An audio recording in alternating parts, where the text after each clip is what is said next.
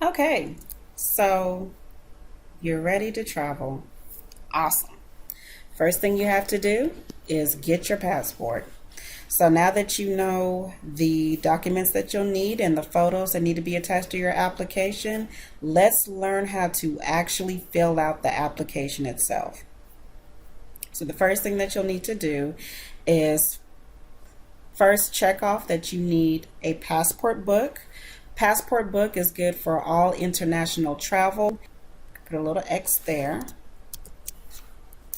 And then first question is that it wants your last name. So for this example, we're going to use the last name of Smith. First name, let's use Jane.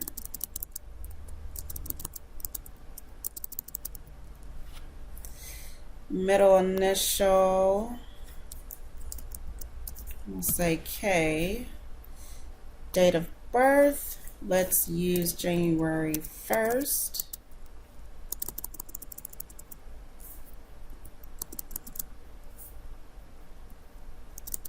And we'll use the birth year as 1900.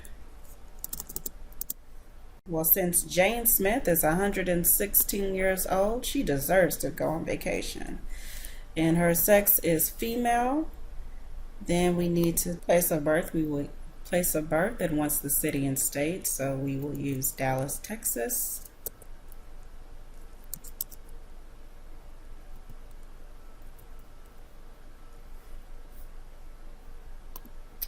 Now wants the social security number.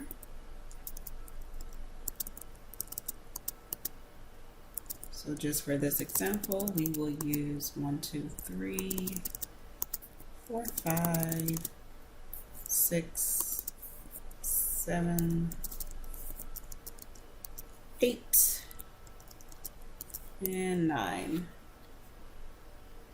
Email address. The reason why they ask this is because they typically will email you to notify you that they have received your application, and they usually give you a status update, like as far as when to expect for it to be completely processed and when it's been mailed out. So make sure that you give them an email address that you do have access to. And so for this example, we will use testing 1, 2, 3 at gmail.com. Primary contact phone number, we'll do 214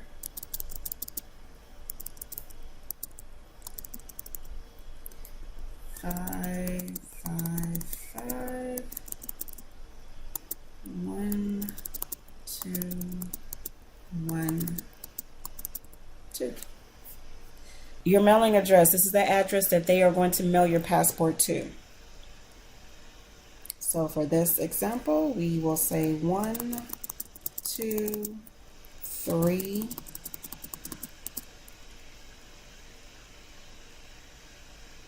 Dolly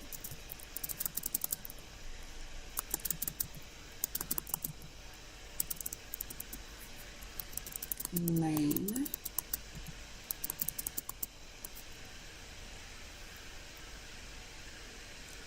and address number 2, we will put apartment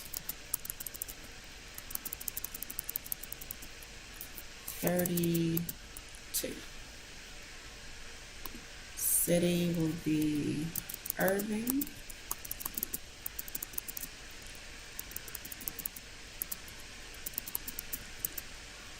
And the state is Texas. The zip code will be 75063. You can skip country because we are in the United States. Now in this section where it says list all other names that you have used, if they are talking about if you have been previously married, if you have recently been married, or if you have been divorced or widowed. So if you've been recently married, then you need to list your maiden name. If you are divorced, then you need to list your previous married name. This is used for verification purposes. This is their way of making sure that you are who you say that you are. So for this example, I recently got married. So I'm going to give them my maiden name, which is Jane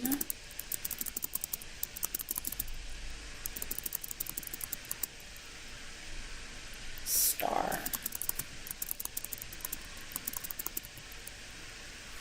Okay. So that part is completed. Directions say to stop and continue on to page 2. If you notice, this has to be intentionally left blank because when you take it to the acceptance facility or the passport agency, they are going to fill this out and they have to witness you signing this application. So that is why this has to be left blank until you go to the facility.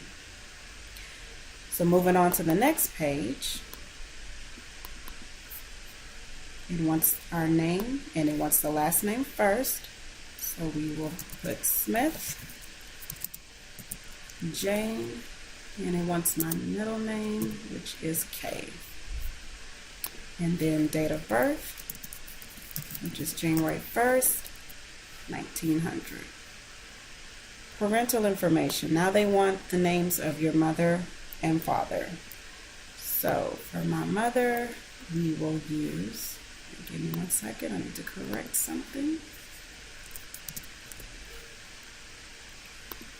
For my mother, we will use Lucy.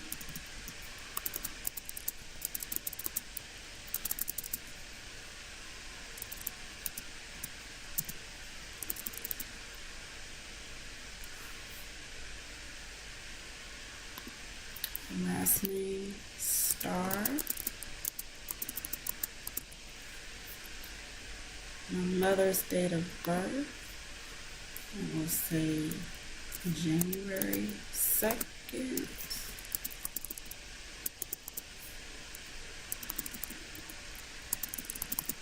And she was born in 1835.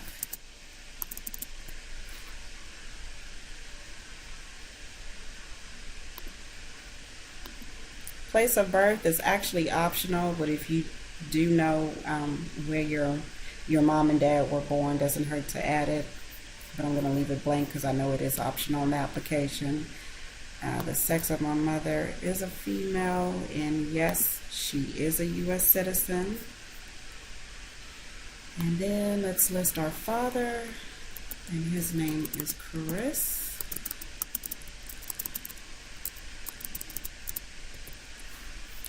And his last name is Starr. And his date of birth is January 3rd. And he was born in 1847. Mom was a little bit of a cougar. All right. Place of birth, leaving that blank because I know it's optional.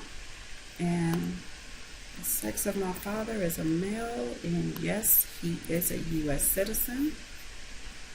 And then next question is, have you ever been married? Yes, I have. And full name of current spouse or most recent spouse. So my husband's name is Daniel.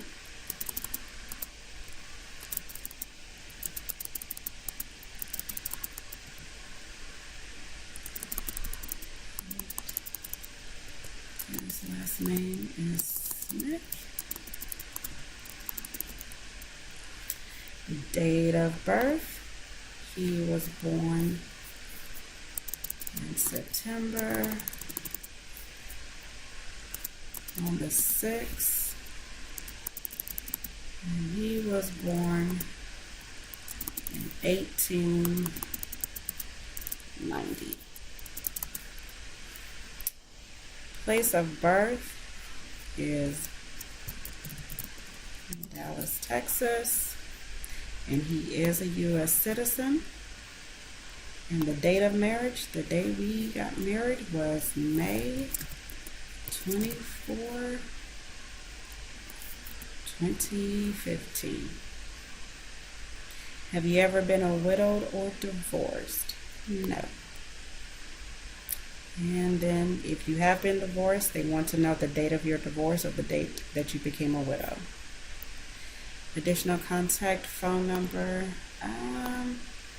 I will give them my work number, so 214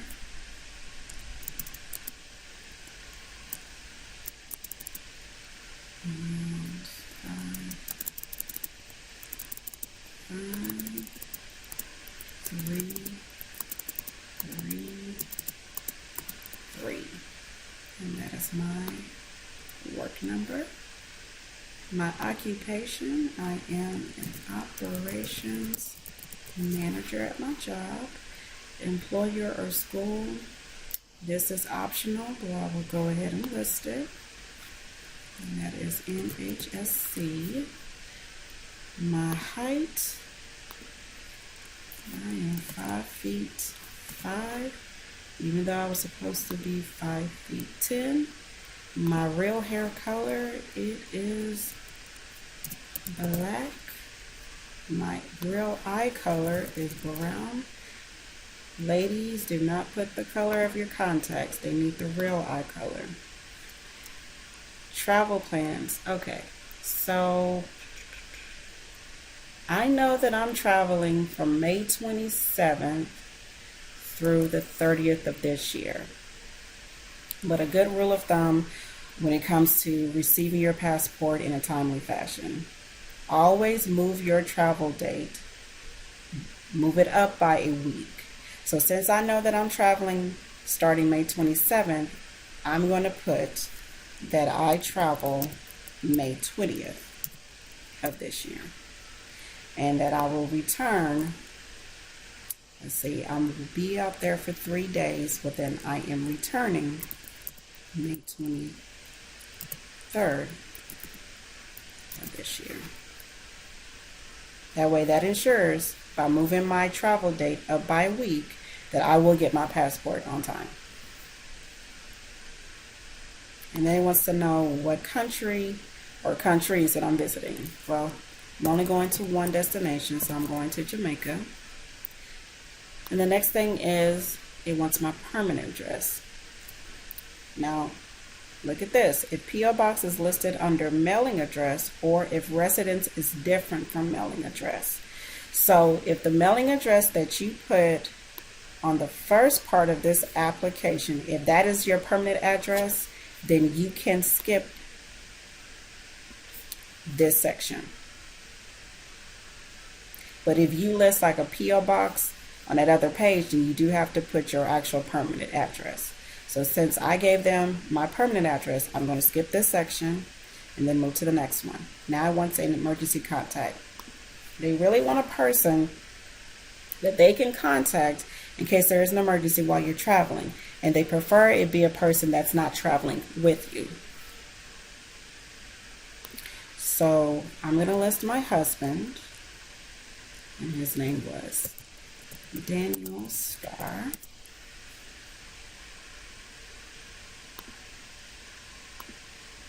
And I'm going to list our address, which was 123 Darling Lane. Okay.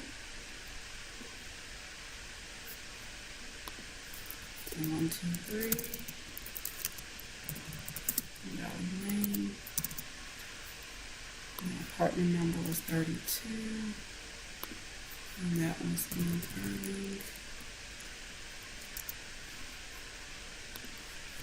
in Texas, and the zip code is 75063. And I will give them his phone number, which is 972-555-8255. 45 with pi, and that is my spouse, my relationship to him.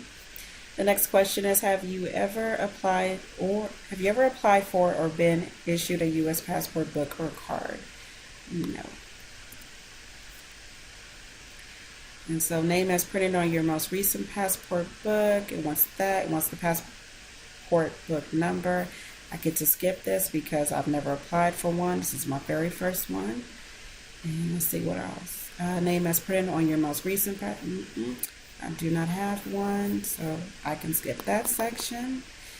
And then we're at the end of the application. I leave this blank because, again, when I take this to the acceptance facility or to the passport agency, they're going to fill this out. And so that's it. It's only 2 pages to complete the application. The first 4 pages, they go over type of documents that you will need with your application and the fees that are assessed with the application. And that's it. You're done.